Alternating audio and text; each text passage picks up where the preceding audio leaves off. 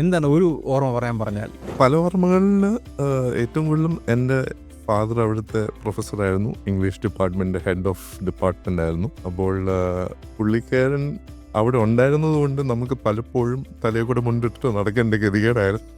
അതെന്താണ്? പുള്ളി നമ്മുടെ ബാച്ച്മേറ്റ്സിനെയൊക്കെ പലപ്പോഴും പോയി ക്ലാസ്സിൽ പോയി ശാസിക്കാറുണ്ട്. ഓക്കെ. നല്ല നല്ല പല കാര്യങ്ങളും പറഞ്ഞ് അവരെ ഗുണദോഷിക്കുന്നതിൻ്റെ ആഫ്റ്റർ എഫക്ട്സിൽ നമ്മുടെ പയ്യന്മാർ വന്ന് നമ്മളെ വന്ന് ചൊറിയും. നമ്മളോട് പല ചോദ്യങ്ങളും ചോദിക്കും. ഇങ്ങനെയാണോ തന്തപ്പടി വീട്ടിൽ?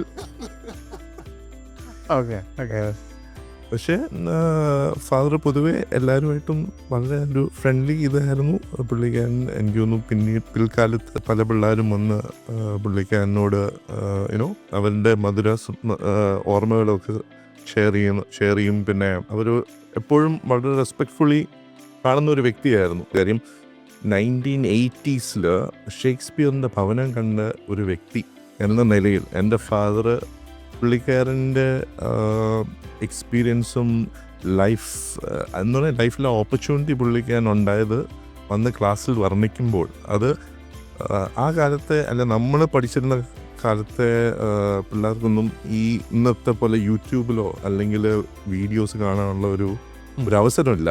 അപ്പം അത് വളരെ ഡിസ്ക്രിപ്റ്റീവായിട്ട് പുള്ളിക്കാരൻ എക്സ്പ്ലെയിൻ ചെയ്യുമ്പോൾ ഈ പിള്ളേരിൽ ഉണ്ടായിരുന്ന ആ ഒരു deep understanding of the subject and of the author, അത് ഭയങ്കരമായിട്ടും he use to really influence all the kids in the class.